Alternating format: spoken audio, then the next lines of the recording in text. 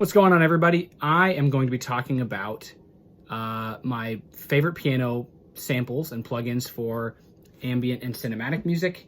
And then I will also be talking about how I would craft, a specific piano sound. I'll do one from scratch from like a stock sound. I obviously, this if you're watching this, but I'm just going to put this disclaimer out there just in case. I am obviously not the leading voice on what does and does not sound good in terms of piano samples. I'll just tell you what my opinions are and then take it or leave it. So I am going to go through my top 5 through here real quick, and I'll do a couple honorable mentions as well. And then I'll put a link in the description for each one of these piano plugins, but then also for the link to skip ahead for creating piano sample from scratch, kind of like I would do if you want to jump ahead to that. So I'll go through each one of these here relatively quickly. So first we got the Imagero Piano, and I didn't get that. oh, my watch is talking to me. I just got this pretty recently. It's like 20 or 25 bucks, I think. So it's very specific in use. Like, it doesn't get louder than this, but it's got a nice range inside of like the soft. It's really warm, not too bright, and then I also love you can hear like the felt and the hammers of it, and then inside here, there's other basic controls, but I like that they have the.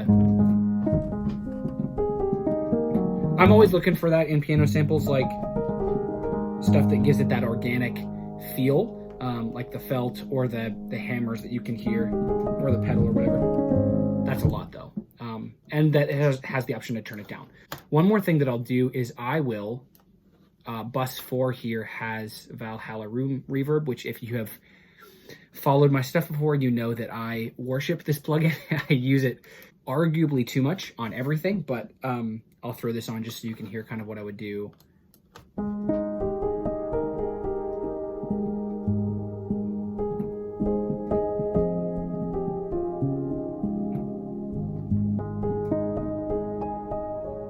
So there's that.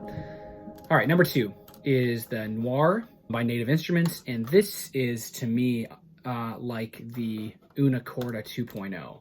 So I'll give an honorable mention. First honorable mention here is to the Una Corda plugin, which is also from Native Instruments. And I'll just quickly, if you don't know what the Una Corda is, it's like they did one string for each note on the piano, and so it has a very specific sound to it, very pure sound, and then it also has like felt and mechanical, like the hammers that you can mix in, like it does here on the Noir. But I love this piano, but it's used a lot now, and the sound has become very identifiable to me, so I don't always love. It's a really nice sounding piano.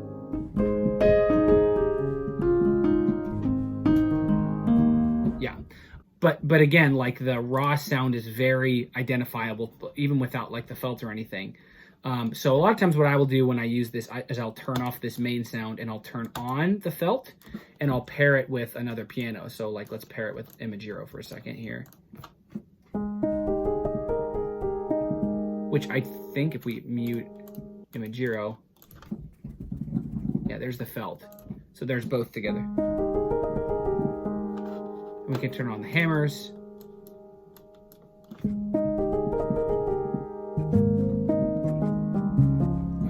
And to me, that like makes the whole sound less, because that's always a value to me. It's like, I don't want to know instantly what the sample, that like sort of takes away some of the magic to me. So there's that. Really nice. So the Noir is like the Una Corda 2.0, where it like got that warm, not too bright, but like it doesn't, that bass sound isn't like the one string, so it's not quite as obvious sounding. And then you can still mix in the felt and the hammer and stuff. I mean, not to mention that there's a lot of other like crafting tools, and there's a whole particle engine thing. There's a lot of stuff you can do in here that's really cool that I haven't fully dove into. And here's with some reverb on.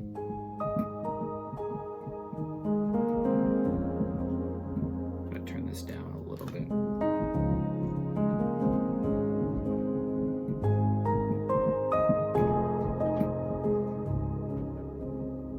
I also really appreciate like a good even low end, and this has that, where it's like very consistent. It's not necessarily going to get huge, but like I like to do that a lot, where I'll have something going, and then when I want to like up the emotional intensity, I'll bring in nice and low. So there's the Noir. The wing upright is from Keyscape, and Keyscape is, you know, obviously a little more pricey, but it comes with a lot of stuff in it. So the raw sound is just like this very charactery upright. What I love about it is like it doesn't feel perfect, like, and it makes it feel real to me. Like it has that feel of like you're in the room with it, which I really like. It also has nice big heavy low end. And so, you know, if I was going to use it for it, it can have use in like pop and other stuff. But if I was going to use it in something softer, I would remove some of the top end. So I just used a low pass at like 3K and then turn on some of this reverb here. So if you've heard my song, It's Been a Long Journey Home, I think I used this one. Yeah, I can already tell. Yeah, I really like it for that, because again, really nice, roomy character. There's that. Next one, Olafur Piano. Olafur, I don't know how to pronounce this. Olafur Arnolds is the composer, and he has like a toolkit available on Spitfire Audio that has like a bunch of different pads and synths and stuff in it, but this is one of the things. And to me, it's, again, this is more expensive. It was like 250 or 300 bucks. I think I got it on sale, but this piano sample is one of my favorites, which I guess is obvious because that's why I'm doing this. It's so specific in its use though. Again, this one never gets big, but then it has this, you can hear like a little bit of felt, but it's not much, and it's very specific in its sound. And then it has this natural, not quite reverb, but almost like resonance.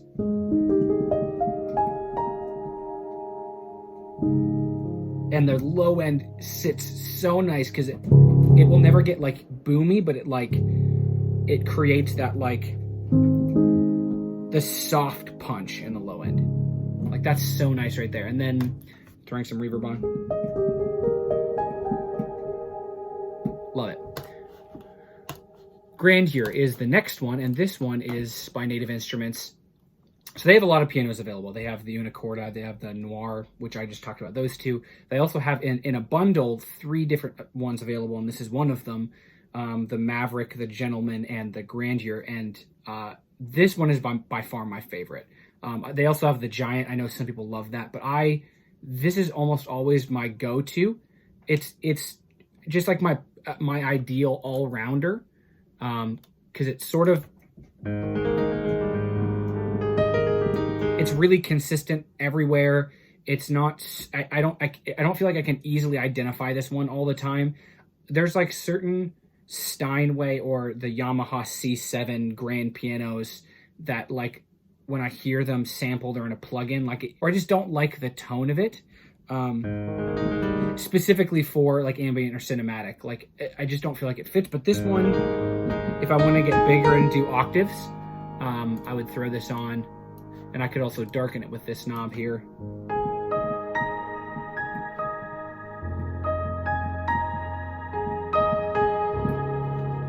And it has like a nice wide dynamic range that I really like.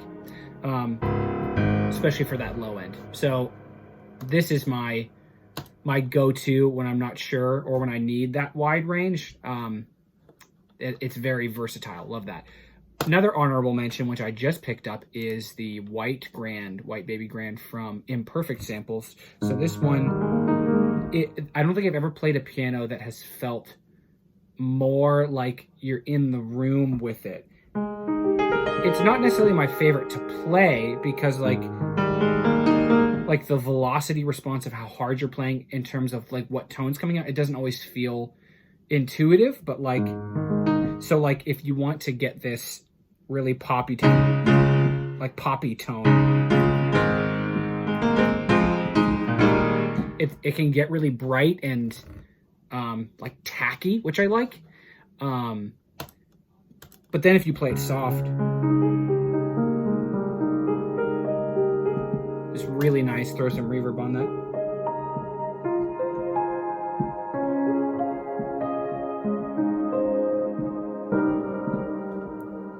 Love that one. It's great. There's probably other ones I could talk about, but I'm going to stick with those. And now, if you're skipping ahead to the next section, welcome. I'm going to talk about this here, which is, creating a piano sound from like scratch with a stock sound. So I'm just using like the the Steinway Grand Piano 2 inside of Logic. And so immediately what I'm looking for is like something that's warm. It's like honky and really bright. And I don't feel like it has that like mid warmness that I like. So the first thing I'm going to want to do is, and I already did this before, is I'll just turn these off. I want to take off some of the high end here. Because again, it's very bright. I'm going to actually slide this low pass down a little more. It's probably good. And then I would probably I'd use this shelf here.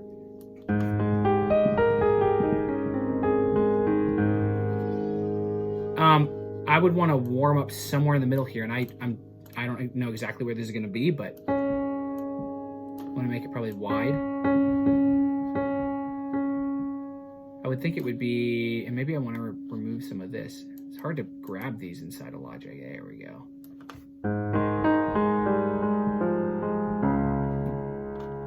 Let me turn this off and then drag this up a little bit.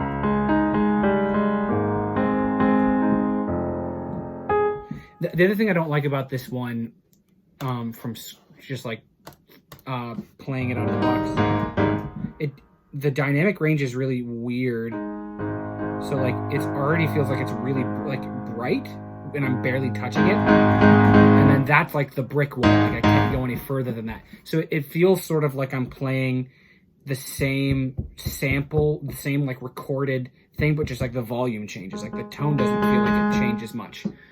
Which is interesting. But if I was going to try to work with this, I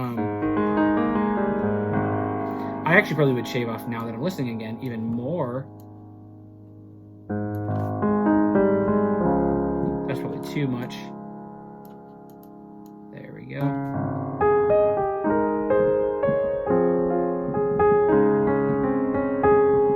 That feels good. And then I'd throw some, wait, that's the wrong reverb. We want bus 4 here. Yeah.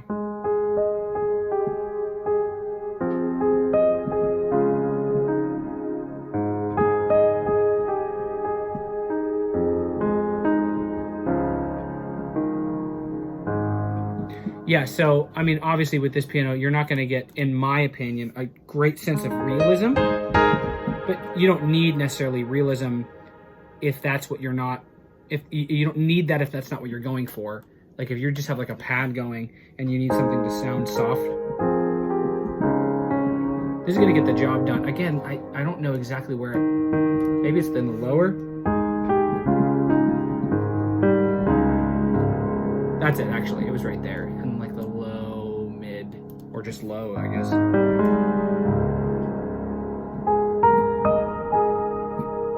Yeah, so to me, I like that. But again, I think I would be going for something where like, if there's like a,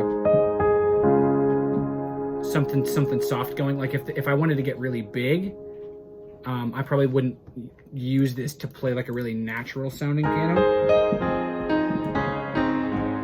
Because again, it just doesn't angle to that well, but you could boost the compression, or let's do this, which again, if you've seen any of my videos, you've seen me use this to a fault. It's just a free multi-band compressor, and then I'd up the verb. I know I'm clipping here. Turn that down a little bit. Whoops.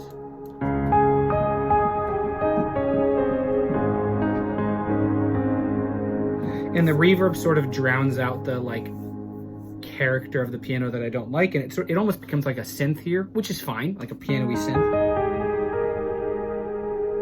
But my recommendation is like, you don't, I showed a lot of different things here and a lot of them cost money, but like, you don't need, like a ton of different things. What I would say is like having one versatile piano is probably your best place to start, unless you know that you're only going to be mainly doing one style of thing. So if you're like, I'm mainly going to be doing soft stuff, then getting something like the Imagero, which is 20 bucks, is great. But the Grandeur is, or the Giant, or I guess really those two. Of those two, my preference is the Grandeur.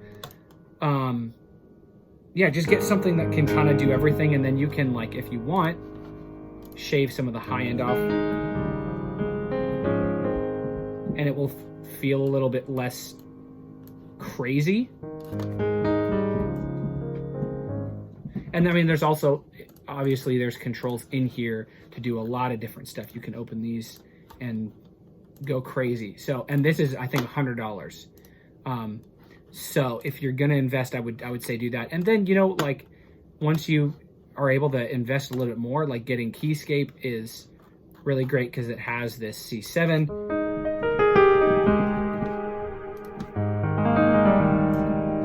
Which I like, I don't necessarily love.